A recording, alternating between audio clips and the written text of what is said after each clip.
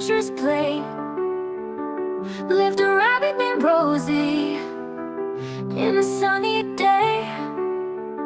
She loved to learn and dance with glee, just like her friends, a squirrel and a bee.